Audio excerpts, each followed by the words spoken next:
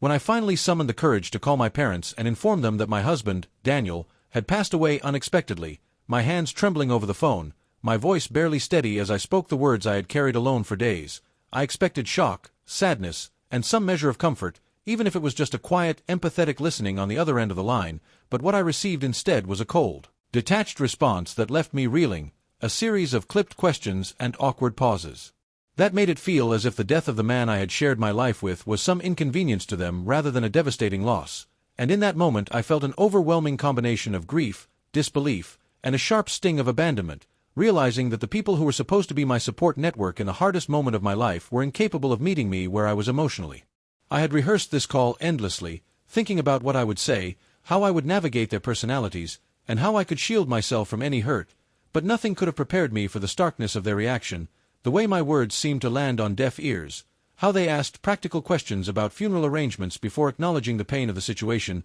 and how their tone implied judgment rather than concern, as if I had failed to meet some unstated standard of handling tragedy. As the conversation continued, I felt the familiar tightness in my chest, the catch in my throat that had become almost permanent since Daniel's passing, but I reminded myself to stay calm, to answer clearly without breaking down on the phone, because I had learned over the years that their emotional detachment often left me to process difficult situations on my own, and in a strange way, staying composed became both my shield and my protest, a declaration that I would not allow their coldness to define my grief or diminish the love I had shared. After I hung up, the silence in my apartment felt deafening, the absence of Daniel palpable, yet contrasted sharply with the lack of response from my parents, and I realized that the isolation I had always felt from them in moments of real emotional need had become more painful now than ever, a reminder that their inability to show empathy was not new, but magnified by the enormity of my loss. Over the following days, I focused on navigating the arrangements,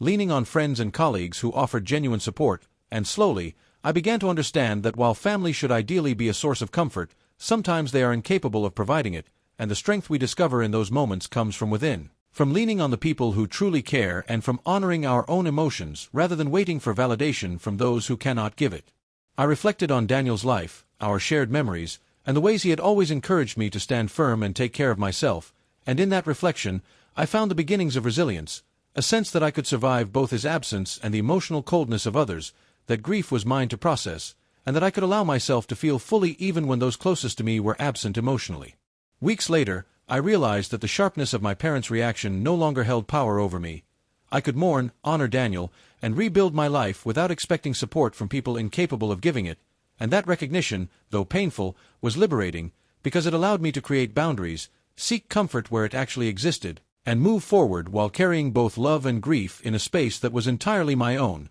finally understanding that family is not always defined by blood alone, but by the presence, empathy, and care that people are willing to offer when life demands it most.